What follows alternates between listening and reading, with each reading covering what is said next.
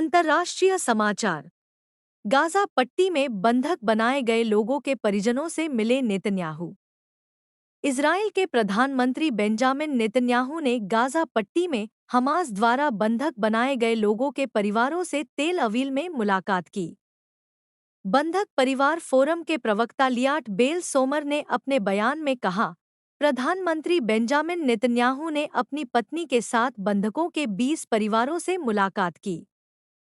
परिजनों ने प्रधानमंत्री से कहा कि उनके और वॉर कैबिनेट के सदस्यों के साथ ये बैठकें उनके लिए महत्वपूर्ण हैं। उन्होंने कहा कि बंधकों की रिहाई अब मुश्किल होती जा रही है और पीएम नेतन्याहू को इसके लिए कुछ करना चाहिए। वहीं बयान में आगे कहा गया है, परिवारों ने नेतन्याहू से आग्रह किया कि उन्हें बंधकों की तत्काल रिहाई के लिए एक समझौते पर जल्द से जल्द पहुंचना चाहिए। भारत पहुंचे भूटान के प्रधानमंत्री, दोनों देशों के रिश्तों को देंगे मजबूती। भूटान के प्रधानमंत्री दाशो शेरिंग टोब्गे गुरुवार को भारत पहुंचे। इस दौरान वो द्विपक्षीय संबंध को और विस्तार देने की कोशिश करेंगे। पद ग्रहण करने के बाद भूटान के प्रधानमंत्री पहली बार किसी विदेश दौरे पर जा रहे हैं। दाशो शेरिंग टोब्गे को केंद्रीय राज्य मंत्री अश्विनी कुमार चौबे ने एयरपोर्ट पर स्वागत किया। विदेश मंत्रालय ने भूटान के प्रधानमंत्री टोब्गे के भारत आने पर कहा, भारत में हार्दिक स्वागत। भूटान के प्रधानमंत्री दाशो शेरिंग टोब्गे जनवरी 2024 में पदभार संभालने के बाद अपनी पहली विदेश यात्रा पर नई दिल्ली पहुंचे। अपनी यात्रा के दौरान प्रधानमंत्री टोब्गे प्रधानमंत्री नरेंद्र मोदी के साथ द्विपक्षीय वार्ता करेंगे और राष्ट्रपति द्रौपदी मुर्मू, विदेश मंत्री एस जयशंकर और कई अन्य भारतीय गणमान्य व्यक्तियों से मुलाकात करेंगे। प्रधानमंत्री टोब्गे के साथ विदेश और विदेश व्यापार मंत्री, ऊर्जा और प्राकृतिक संसाधन मंत्री, उद्योग, वाणिज्य और रोजगार मंत्री और भूटान की शाही सरकार के अन्य वरिष्ठ अधिकारी भी भारत आए हैं। रूस में राष्ट्रपति चुनाव के लिए मतदान शुरू।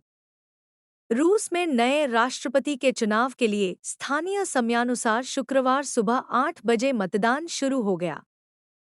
चुनाव में वर्तमान राष्ट्रपति Vladimir Putin, liberal democratic party के लियोनिद स्लटस्की, रूसी कम्युनिस्ट पार्टी के Nikolai Kharitonov, new people party के व्लादिस्लाव दावानकोव और एक निर्दलीय उम्मीदवार अपना भाग्य आजमा रहे हैं।